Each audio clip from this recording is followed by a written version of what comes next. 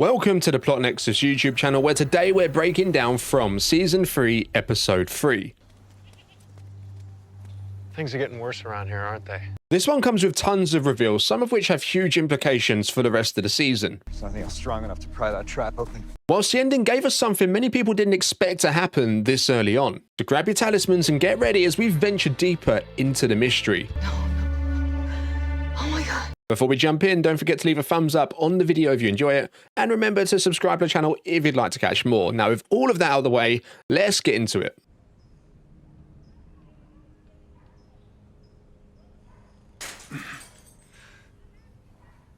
What?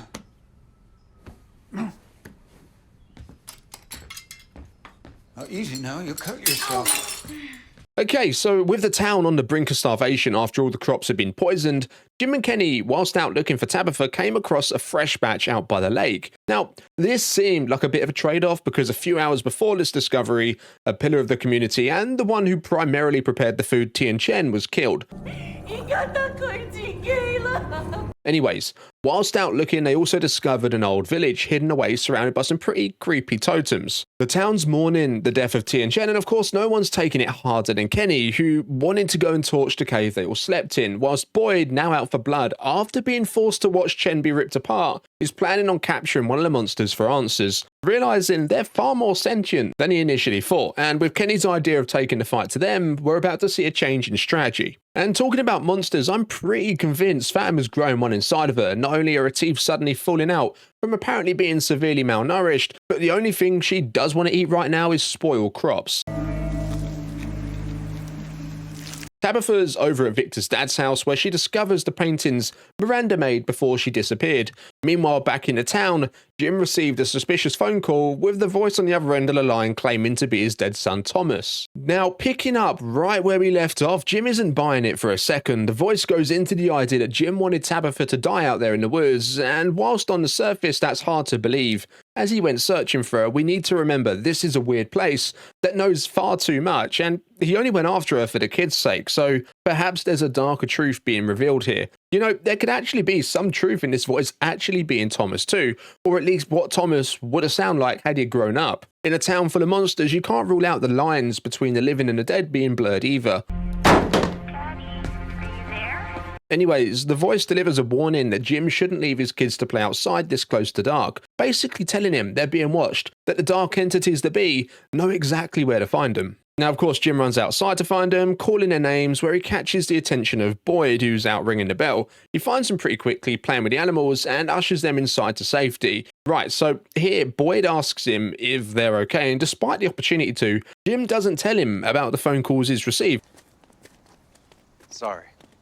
Which is crazy, as every single detail in this town clearly matters. The only reason I think he'd have to keep this to himself is because there is actually some truth in what's being said regarding Tabitha. Now, Boyd talks to his son Elias about his plan to trap a monster using a talisman, and at this point Donna comes in demanding to know what's going on. What the going on? Essentially, Boyd wants to trap one and make it talk. He's seen firsthand just how intelligent they actually are, so he's hoping by playing offense, they might actually be able to get some answers. Donna really shoots down the whole idea, but I still think he's going to go through with it anyway. The truth is, right now, they're just sitting ducks, waiting to be picked off one by one, and these monsters, they might be able to shed some light on what's actually going on. That's if they're aware of it themselves. Perhaps they're also trapped in there too. We can't rule that out. So the idea is, if a talisman can keep him out, perhaps he can keep him in too. Now, thinking back to a few nights ago in the barn, Boyd actually hung a talisman on the door once he got inside.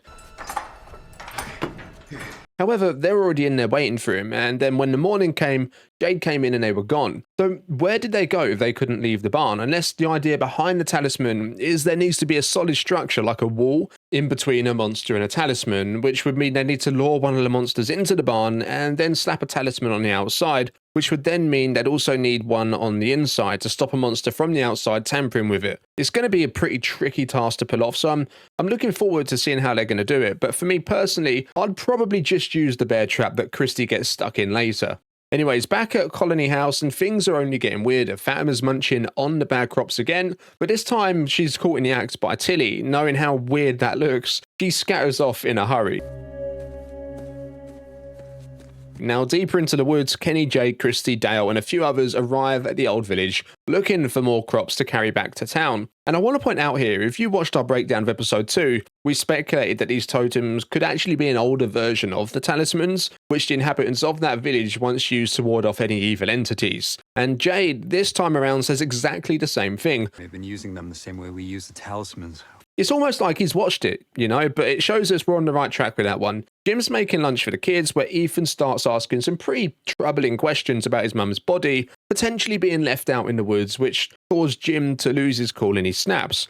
The kids storm off and the phone rings again.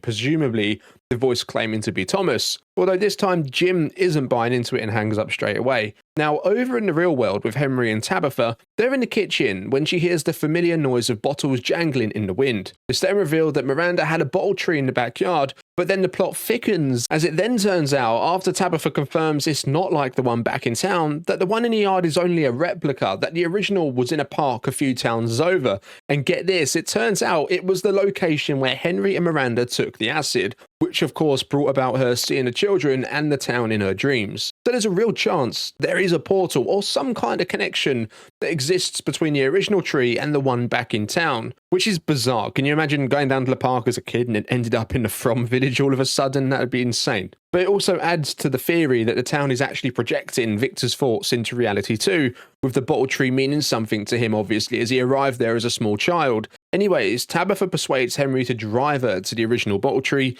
insisting she didn't need any rest, and whilst on the journey, a few interesting things happen to say the least. First of all, an old tape stuck in the car stereo that sometimes has a habit of randomly turning on begins to play, but the song is none other than Jim and Tabitha's song together throughout their relationship. It does that sometimes. That tape's been stuck in there for years. And then if that wasn't weird enough, Tabitha then reaches into the glove box for something only to find the same bracelet she gave Jim many years ago.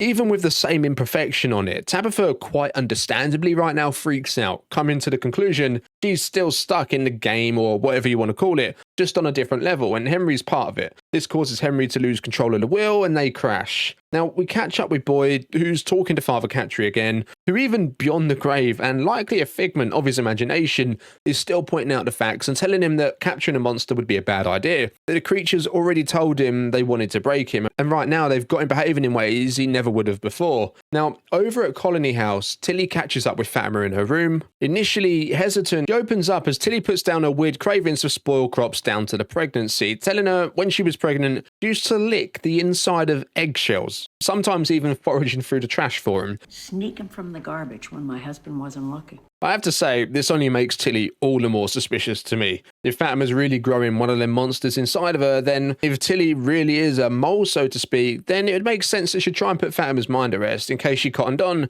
and tried to do something drastic. Now, over in the forest, Jade ventures away from the group momentarily, where he comes across an unusual looking rock formation, and then he looks up and sees someone pinned against a tree by a knife going through their eye. This turns out to be another one of Jade's hallucinations, however it really freaks him out, enough for him abandoning the mission to gather food for town and head back. Christy then follows him in a hurry, telling him he's going the wrong way, when she then stands on a bear trap hidden amongst the snow. Now, Jade has the idea of using a thick stick or something a little bit more sturdy to prise the trap open and free her foot. However, he does this by taking a few sticks from the totems guarding the area. This, I feel, is going to be one of them ones that comes back to bite him big time, as we don't know just how effective they actually were,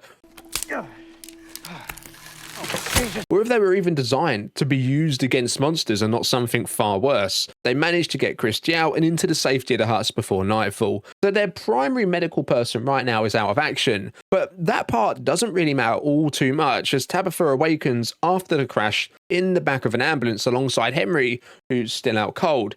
There's a police officer and 2 medics, and they know she was the woman that left the hospital without being identified last time around, and since then they've been searching for her. She didn't have to worry for too long though, as the ambulance is forced to stop due to a fallen tree in the road. No.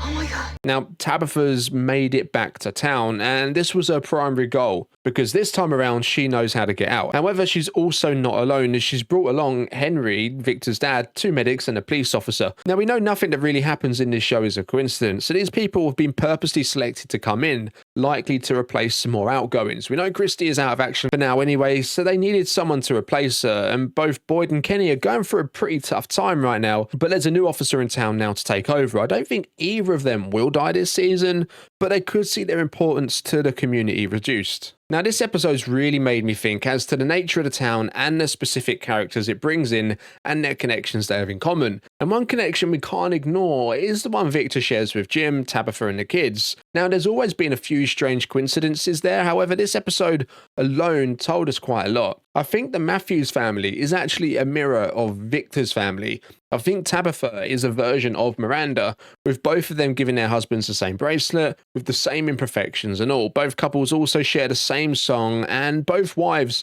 were chosen to save the children. I guess you've been chosen now, too. Which also makes Ethan the new Victor and Julie the new Eloise. Just if their fates end up the same, then we already know once we get to the end of all this that Ethan's going to be the only one that survives, although he will be destined to stay trapped there. As we've all come to expect from an episode of the show, they unravel more of the mystery whilst at the same time adding more in, which kind of makes it feel like we're still at the beginning of all this. And to be fair, we've picked up a lot of vital pieces of information, but it all feels very scattered, with no solid proof one way or the other as to what the nature of the town is, or who or what's really behind it. However, with that being said, there are certainly a few theories that fit in a little too well to be dismissed, like the idea that the town is a projection of someone's imagination, right now likely being that of a child's, Victor's when he was younger, which has then created the monsters and the ideas like the faraway tree, with the creatures within needing these emotions to feed on. This also explains why Victor has been allowed to survive as long as he has, and this all ties in nicely to what we said earlier about the Matthews family being a mirror essentially of Victor's own family, likely meaning once all said and done, if they can't somehow break the cycle, then it'll end up with Ethan being the sole survivor, eventually taking Victor's place, until one day when he's eventually replaced himself by a new arrival. So what do you think the connection is between the Matthews family and Victor's family, or is it all a coincidence? As always, drop your thoughts, theories and wilder speculations down in the comments below. Don't forget to leave a like on the video if you've enjoyed it, and remember to subscribe if you'd like to catch more. I'll see you in the next one. Peace.